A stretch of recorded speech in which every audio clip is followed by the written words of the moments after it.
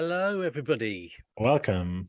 Welcome back to another episode of Haunted Pub Crawl. We're staying in Scotland again this week, Ash. Yes, Scotland. It's very cold, and it's very cold across the UK this week. It's fucking freezing.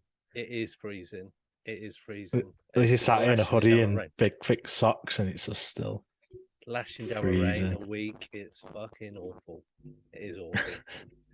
So we're back to normal UK weather rather than the hot weather that we've been used to for the last few months. So that's a bit shit. And we're in the run up to Christmas. So we're actually recording this on Black Friday. Yes, we are. So big shout out to everybody in the US. Thanks for giving us an extra shopping day. So, I'm glad I'm not working retail anymore. No, Jesus. same here. Christ, can you imagine? Everywhere's Black Friday today. Everywhere's Black Friday. I'm even looking at the recording software that we're using. It says Black Friday is here. Say 50%. All right. Anyway, awesome. So we're going to stay in Scotland for this episode. So we've got a few more, quite a lot of haunted venues in Scotland. Yes, there's a lot. We're sort of staying around Fife area of Scotland, out on the east coast of Scotland. Yeah. And I'm learning loads about the UK as we do this, as I did with the US. Don't know where we are.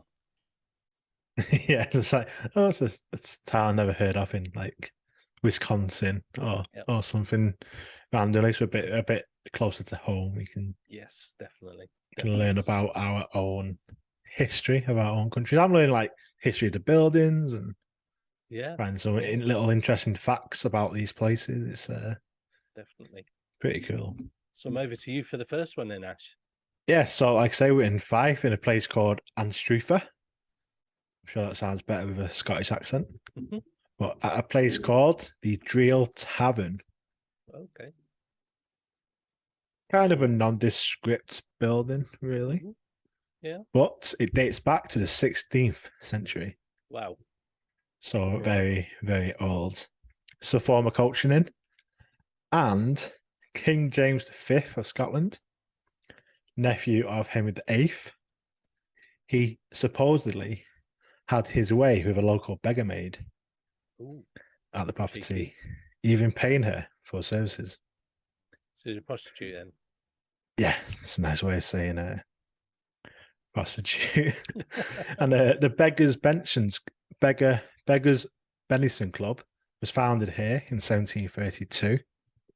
And it's not surprising that a previous psychic on a visit to the property had the impression that the upstairs of the tavern was once used as a brothel.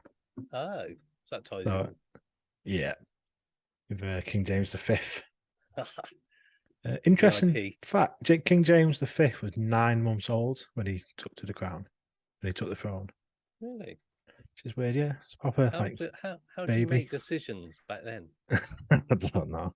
I was like, because it looked like he born in like whatever, and I was like, coronated on this day. I was like, what is he? 9 months old. But yeah. When he died, he was like 30 or something. Had to fight him with Henry VIII. That's his uncle though, as well, wasn't it? Yeah, because he didn't want to go to Church of England. So like when Henry VIII split from the Catholic Church, the former Church of England, King James V was like, nah, I'm not having that. Ended up fighting him and getting killed. So, there we go. Like I say, I'm learning history. About how I'm these impressed. pubs. I'm impressed. And they had a prostitute at this pub as well, so apparently. Evening entertainment. Yes. And he paid for him as well. I think like the king wasn't paid. Like he's like, I'm the king. Like you just want to do it. But don't you know who I am? Yeah. Mad. Cool. So talk about the paranormal stuff. Getting out of the history lesson. On this one, there's a man that looks like a pirate. Has been seen on more than one occasion sitting in the armchair in one of the guest bedrooms. Cool. It's freaky. In another bedroom, the shelf in this bedroom was witnessed by several people turning around, but the ornaments did not fall off. So it's like a weird parlor trick or something where the shelf's moving and stuff doesn't fall off it. The beds above the inn are said to move when people are asleep. And the bedroom upstairs in the office said to move during the night. Hmm. Both beds under the window. And then when they woke up, they weren't under the window anymore. The Okay. whole beds had moved. Oddly, Wow. someone likes moving the beds around by the sounds of it. Okay. Wow. Movements and the shadows and the shapes of people, like sort of half people, have been seen by staff after they closed the bars. Doors have been heard opening and closing by the staff after closing time. This is mainly in the area near the toilets. Brass plates are falling from the wall in the pub without any obvious reason for doing so. And one time at 3 o'clock in the morning, the occupant, so in the office, it's like the staff would stay, obviously lived there. The occupant who lived in the office, well, slept in the office at 3 o'clock in the morning, heard what they sounded like children playing in the bar. Oh. It's like a commotion and voices and kids playing at 3 in the morning. So obviously not going to be kids Never outside. good. No. And footsteps have been heard coming from the top floor of the building. When they gone to check, there was nobody there. Wow. Quite a Top, freaky place. yeah, top floor, like we know, was a brothel, allegedly. So probably lots of men and women of the night coming back up there, maybe. Yeah. But yeah, quite a lot of activity. And Seems isn't even. quite a lot of physical activity, like beds moving, Yeah. shelves moving, things falling off the wall and stuff. That's quite extreme stuff for like Yeah. a haunting, isn't it? Like proper heavy stuff moving. So it's what, 600, 500 years old? Yeah. 16, 15. Yeah, 500 odd Yeah. years old. Wow. Like I say, it's quite nondescript. Yeah, it's quite a standard sort of building, really, isn't it? Could be anything. But it's got all this history, Yeah. including King James V as well, which is pretty cool. That is cool to have that royal connection. That's pretty awesome.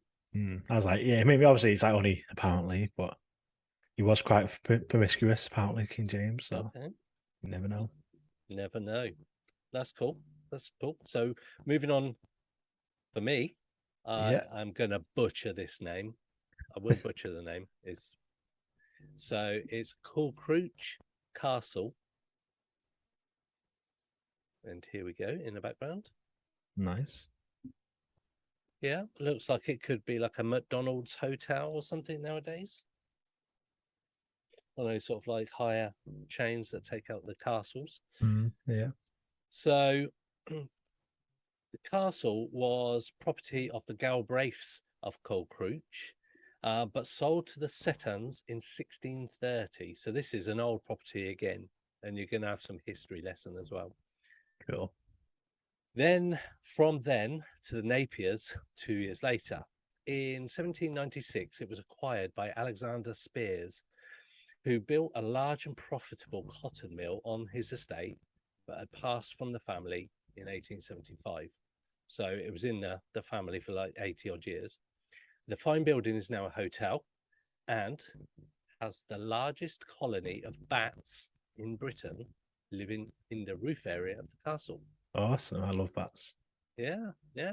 I love going sitting like there's a little like pond area near mine, and there's Yep. like these trees, and the bats just fly That's cool. around your head, and they come like dead close. Like you can feel the wind as they fly past your head. I'm sat there like this is amazing. That is cool. That is cool. Just don't bite me. I don't want rabies or something. No, I think it'd be all right, wouldn't you? The Chinese bird room within the oldest part of the building has hand painted Chinese wallpaper dating back from 1723. Wow. And it's believed to be the only surviving example of this period in Scotland. So, bit of history there, anyway, especially if you've got this hand painted Chinese wallpaper. That's Yeah. quite a That's very unique. worth a lot as well. Yeah, yeah.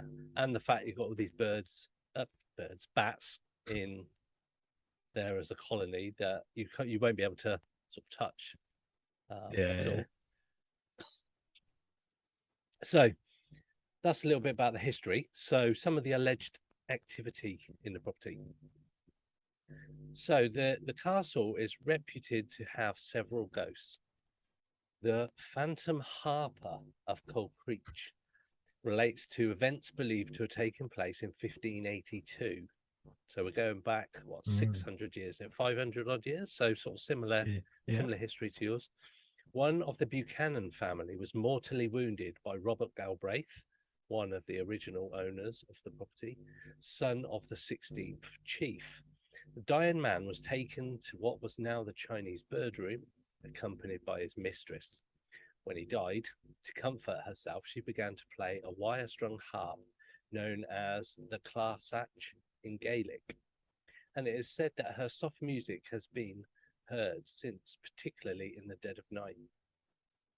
The music has been reported from this and to its adjoining room, and is also in the Laird's Hall, so like the Lord's Hall of the castle. Sightings, you'll love this one. Sightings of a severed animal head, reported to be a hog's head, have been reported, which apparently flies round the battlements on a plate. Awesome. Can you imagine just seeing this pig flying around? Another man, it is, yeah. That's one of the best ones we've heard, but as part of a manifestation of things. Another manifestation is of a cold grey mass about the height and proportions of a human, and this has been reported in all areas of the castle. Other activity, which has been kept back from sort of public investigations, is the feeling of depression in the bar area and customers who refuse to sit in the end room of the bar, and also feelings of being touched. So a bit of a creepy place, and like I say, it's a hotel now, so obviously there's a lot of people going in and out. But cannot get any confirmed sightings of the hog's head flying around. The harp has been a popular one that comes up a lot. Yeah, that'd be quite haunting. Like, say you're just there at night, you just hear this music just start playing. Quite ominous, maybe. Yeah, definitely. And it's probably one of those sort of sounds that you can't quite get where it's coming from. You're sort of looking around, and it sort of comes from a lot of places. So yeah, that is the castle, and that's quite a freaky place. Awesome. So for my next one, I'm going back to Fife, to St Andrews, and this is St Michael's Inn. Okay, nice. This was built in 1799.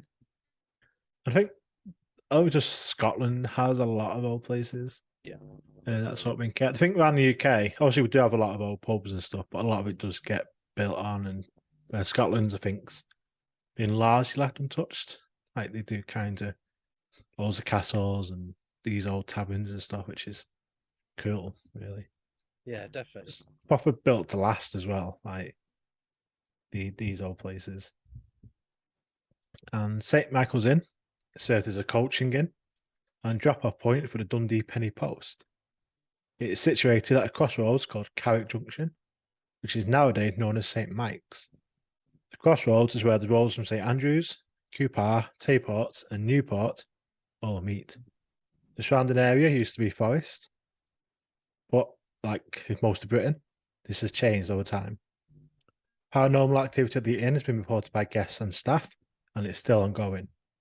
Although the staff feel like there's nothing malevolent at the inn, and that the art is homely and welcoming, they're not like scary ghosts, they've not got hogs' heads flying around or anything like that. One story is a guest who's telling staff that he'd been speaking to a little girl on the stairs one morning, only to be told that no children were staying at the inn or visiting. Wow. So a little girl ghost, always pretty scary. That's never good. On the stairs, never good. Several guests reporting at different times that someone was trying to open the bedroom door during the night, even when no other guests were staying there at the time. That's multiple, like, independent guests saying at different times.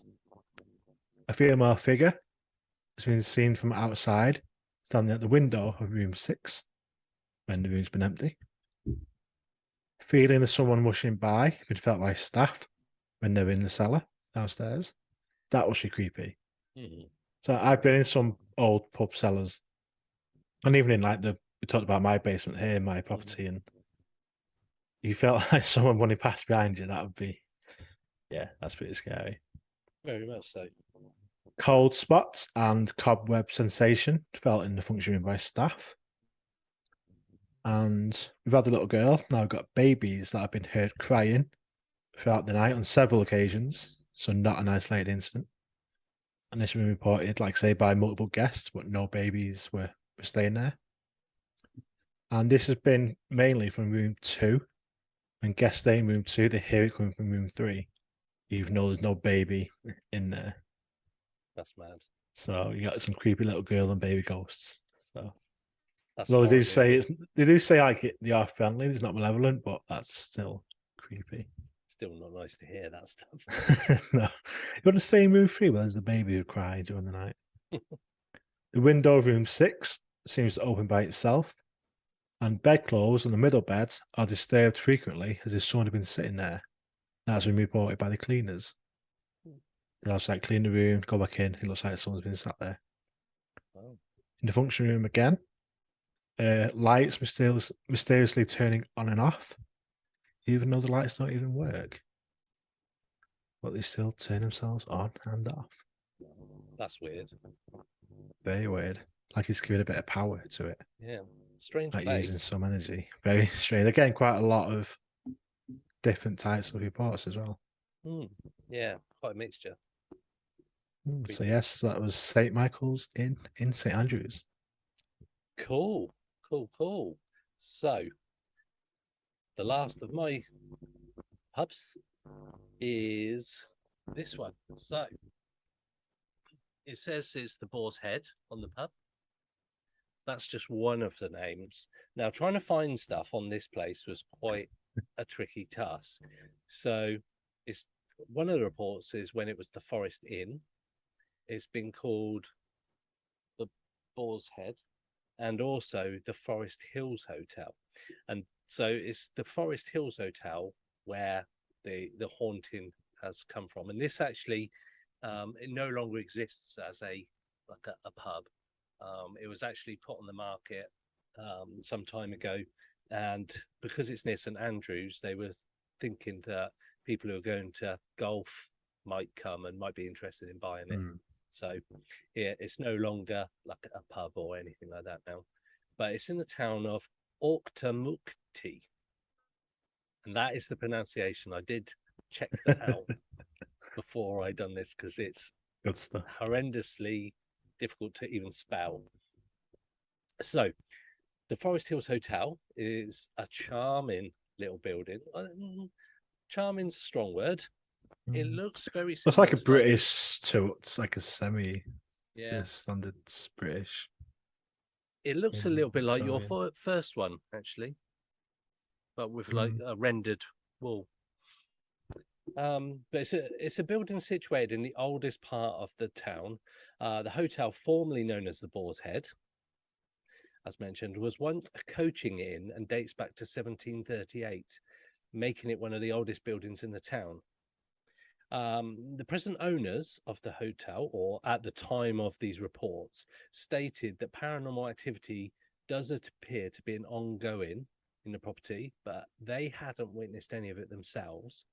Staff, relatives, and guests, however, have had unexplained experiences while at the hotel. This was when it was the Forest Hills Hotel.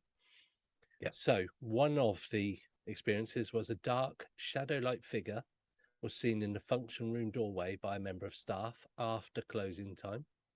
This caused him to swiftly lock up and leave, but was left with a terrible sensation of dread that lasted with him until we got home. So I can imagine that is an awful thing to see. It's like when you turn the lights off and run up the stairs Yeah, to your bedroom at night. But I don't know if there's a bit of like a hitchhiker effect at that point where it's sort of almost following him. But when he gets home to his safe place, it sort of like disappears, maybe.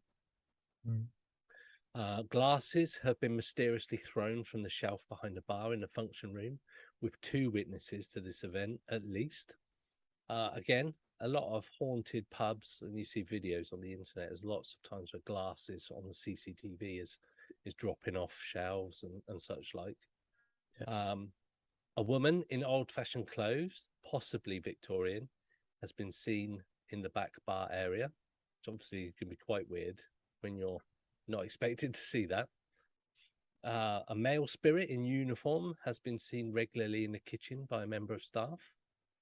Again, never good to see. A loud noise has been reported by a guest. That's not unusual, I suppose, in a public sort of place. And But the noise just a loud noise. Just a loud noise.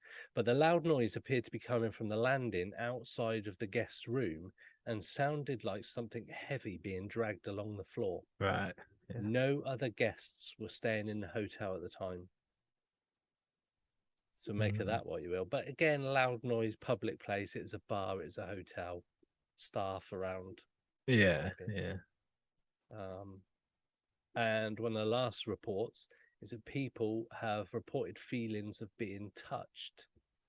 So similar also to, like you mentioned, about like the spider's web kind of feeling. That's actually quite a popular sensation that people describe around hauntings and ghosts. So when they're being touched by a spirit, they call it like spider touch or spider web touch, because that's what it feels like when you go through. It's like you had it where you thought to feel it, but then when you do like this, yeah, and try and get it, there's nothing there. It's like, what? And everybody knows what that feeling feels like. It's like a tickly kind of thread sort of thing, isn't it? So, So yeah, that's the last of the haunting at the Boar's Head, the Forest Inn, Forest Hills Hotel. Creepy place. Cool. It's quite. These ones seems to have had quite prominent spirits, like showing themselves, making lots of noises and stuff. That's quite different, I think, to some of the stuff we've had. Yeah, there's be quite a lot of stuff happening, and also quite like there's someone in the kitchen in uniform. There's a woman dressed in Victorian clothes. There's a little girl on the stairs. Like there's a pirate sat in a chair at the dairy tavern. It's like it's quite making themselves known. They seem to. Yeah, definitely. Quite different to what sometimes you find. And we saw that in Aberdeen. It was more like hearsay stuff where people had things happen, whereas here there's witnesses to these events. So that's pretty cool. And there's more. There's still quite a few more pubs in Fife that we are going to go to. So make sure you listen next week. Yeah. Thanks for joining us. See you next time.